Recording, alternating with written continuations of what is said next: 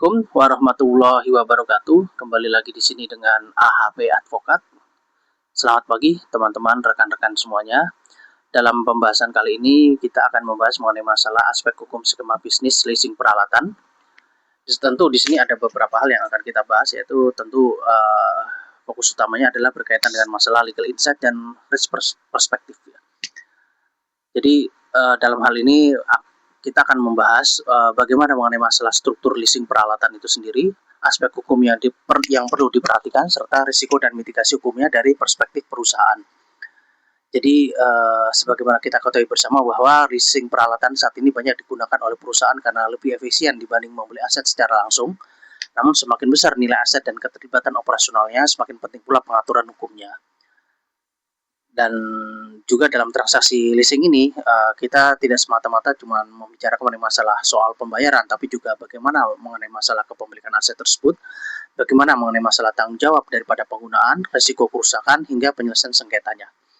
Oke, kita masuk di slide yang berikutnya ya. Jadi pengertian mengenai masalah leasing peralatan. Tentu di sini adalah model penggunaan aset tanpa pembelian secara langsung. Jadi leasing peralatan di sini digunakan untuk efisiensi operasional. Tujuan utamanya yang selanjutnya adalah umumnya pada alat berat, IT, equipment, mesin, dan kendaraan. Sekarang juga sudah cukup populer, yaitu kepada alat-alat kesehatan. Jadi memang model penggunaan aset tanpa pembelian langsung ini merupakan poin pertama pengertian daripada leasing peralatan tersebut. Artinya di sini adalah perusahaan menggunakan aset milik pihak lain dengan pembayaran secara berkala.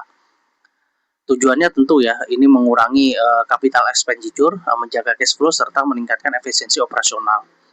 Dan kalau kita bicara mengenai masalah penggunaan yang penggunaannya adalah untuk efisiensi operasional, jadi dalam hal ini tentu perusahaan itu tidak perlu membeli aset yang secara mahal, yang harganya itu mahal, mengeluarkan biaya besar di awal, serta menanggung depresiasi secara langsung.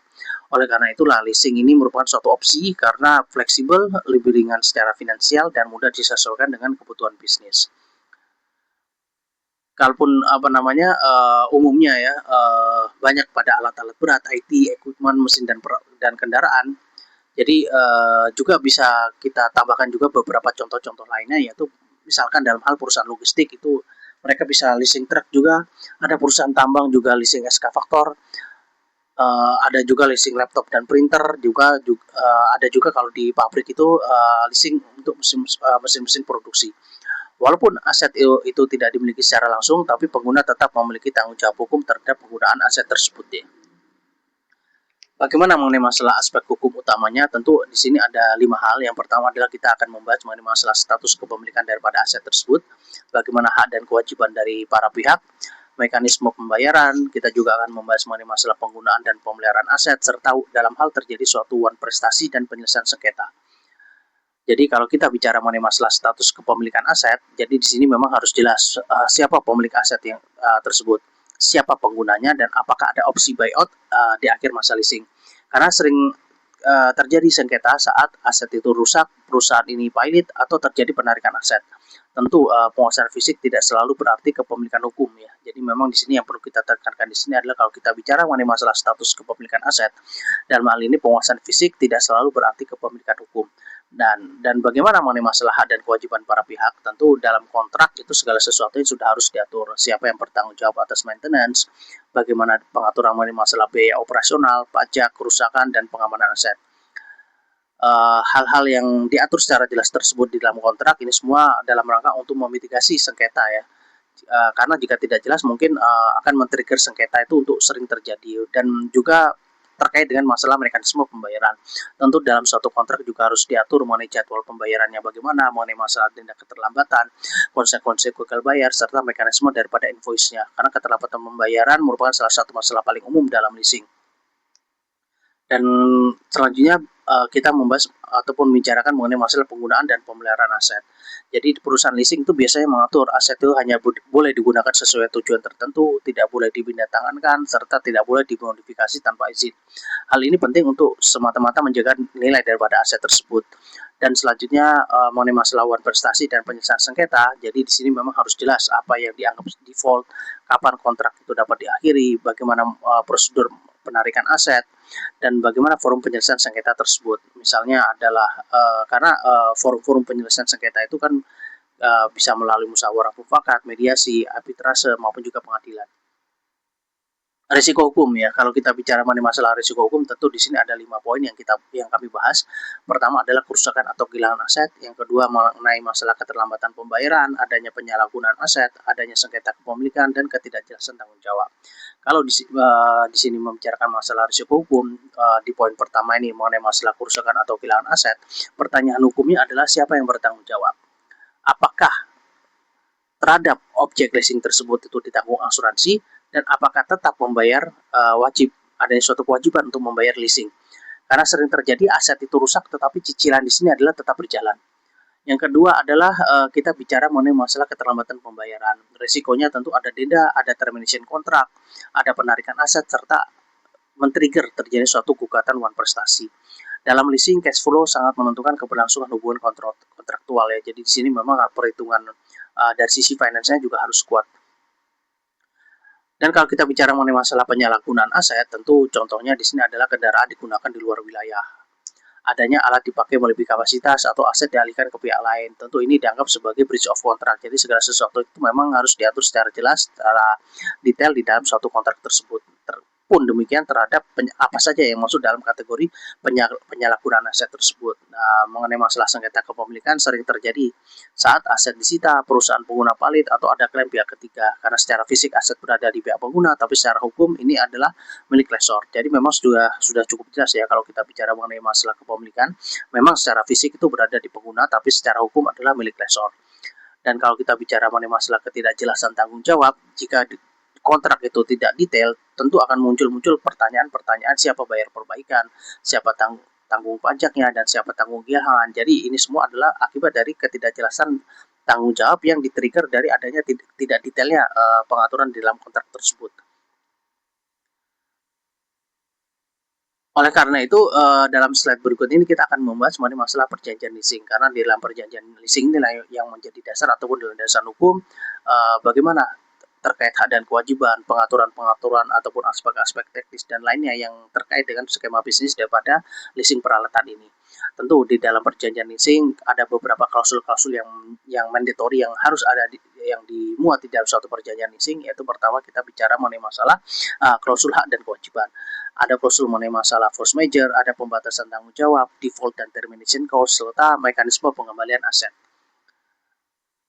Jadi dalam kontrak itu juga harus jelas mengatur bagaimana penggunaan aset itu, bagaimana masalah pembayaran, maintenance, masalah pengembaliannya, gitu. Kalau kita bicara mengenai masalah hak dan kewajibannya, jadi dalam hak dan kewajiban harus diatur mengenai masalah penggunaan aset, masalah pembayaran, maintenance, serta pengembalian. Kalau kita bicara mengenai masalah klausul force majeure, tentu klausul di sini mengatur kondisi-kondisi luar biasa ya, di luar apa yang menjadi kuasa daripada para pihak, seperti halnya bencana, perang, gangguan pemerintah, terjadinya maksudnya di sini adalah kebijakan pemerintah yang berubah, yang mempengaruhi pelaksanaan transaksi maupun juga kerjasama dari para pihak maupun juga skema bisnis yang berjalan, dan juga ada yang disebut juga dengan force majeure operasional. Memang klausul force majeure di sini tujuannya adalah untuk menentukan apakah kewajiban pembayaran tetap berjalan atau tidak. Nah, ini perlu dibahas di dalam klausul tersebut ya. Untuk mengenai masalah klausul pembatasan tanggung jawab, ini penting untuk membatasi kerugian secara tidak langsung, kehilangan keuntungan, konsekuensi daripada kerugian. Ini juga sangat penting bagi perusahaan leasing dan juga bagi para pihaknya yang terlibat dalam skema bisnis transaksi ini. Dan mengenai masalah default dan termination clause, tentu di sini mengatur mengenai kapan dianggap itu wan prestasi, bagaimana hak penarikan aset, bagaimana mengatur juga mengenai percepatan pelunasan, dan juga mengatur mengenai masalah penghentian kontrak. Jadi klausul ini biasanya paling sensitif dalam negosiasi. Dan selanjutnya klausul mengenai masalah mekanisme pengembalian aset. Jadi memang di dalam klausul ini memang harus diatur bagaimana kondisi aset, bagaimana waktu pengembalian, biaya perbaikan, serta ini adanya inspeksi akhir. Selanjutnya kita akan membahas mengenai masalah mitigasi risiko. Tentu slide ini fokus pada langkah pengamanan hukum ya. Jadi legal review sebelum kerjasama itu juga perlu dilakukan, dan di sini peran legal itu juga harus memahami bagaimana struktur transaksinya, bagaimana daripada flow asetnya tersebut, risiko operasional, serta posisi hukum perusahaan. Di sini adalah legal review sebelum kerjasama itu dilakukan. Dan kalau kita bicara mengenai masalah dokumentasi dan audit trail, tentu juga semua itu harus terdokumentasi. Bagaimana serah terima aset, dokumen-dokumennya, kondisi asetnya itu juga seperti apa, dan bagaimana pembayaran, approval, maintenance record, karena bukti-bukti tersebut merupakan bukti-bukti surat ya, dokumentasi yang sangat penting. Dan ketiga, kita bicara mengenai masalah asuransi aset. Ini juga sangat penting dalam satu transaksi leasing peralatan. Jadi harus jelas siapa pemegang polis, siapa beneficiarinya, resiko apa yang ditanggung.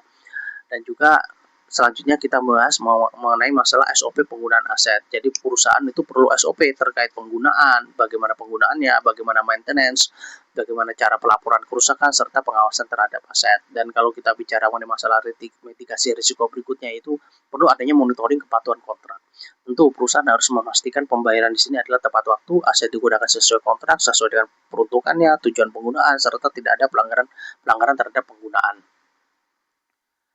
Perspektif daripada perusahaan ya, tentu di sini adalah perlu menjaga kepastian hukum, mengurangi potensi sengketa, melindungi aset dan operasional, serta mendukung tata kelola perusahaan. Di sini kalau kita bicara mengenai masalah aspek menjaga kepastian hukum, kontrak yang jelas perlu. Jadi di sini kita bahas mengenai masalah kontrak, sehingga kontrak yang jelas itu harus menciptakan adanya suatu kepastian hak, adanya kepastian pembayaran, serta kepastian penyelesaian sengketa. Dan kalau kita bicara mengenai masalah mengurangi potensi sengketa, tentu ya kita di sini capture-nya adalah mengenai masalah semakin detail kontrak dan SOP, ini semakin kecil risiko konflik. Dan bagaimana perspektif dari melindungi aset dan operasional, jadi karena aset leasing itu sering bernilai tinggi dan penting untuk operasional bisnis, jadi memang diperlukan upaya-upaya untuk melindungi aset daripada leasing peralatan tersebut. Dan mendukung tata kelola perusahaan ya, leasing yang terdokumentasi baik yang kalau kita bicara mengenai masalah dokumentasi, tentu ya leasing yang terdokumentasi baik membantu pihak-pihak ataupun bagian-bagian yang terkait dari sisi compliance, audit, governance, serta pengendalian internal. Tentu ini terkait dengan masalah dokumentasi. Oke, Bapak-bapak dan Ibu-ibu sekalian, kita masuk di slide yang terakhir ya, ini mengenai masalah closing. Dan jadi struktur leasing yang jelas dan terdokumentasi dengan baik ini membantu perusahaan meminimalkan resiko hukum dan menjaga keberlangsungan operasional daripada bisnis. Jadi leasing itu bukan hanya transaksi operasional, tapi juga transaksi hukum dan pengelolaan risiko. Sehingga struktur dalam skema bisnis ini adalah harus jelas, harus ada terdokumentasi, serta compliance. Tentu hal-hal ini juga akan membantu perusahaan menjaga operasional, mengurangi sengketa, dan melindungi aset bisnis daripada perusahaan. Oke, sekian dan terima kasih ya. Jadi untuk konsultasi maupun training terkait skema bisnis dan aspek hukum lainnya dapat menghubungi kami dengan Aslam Peter Hasan di sini. Sekian pembahasan mengenai topik skema bisnis leasing peralatan pada pagi hari ini. Wassalamualaikum warahmatullahi wabarakatuh.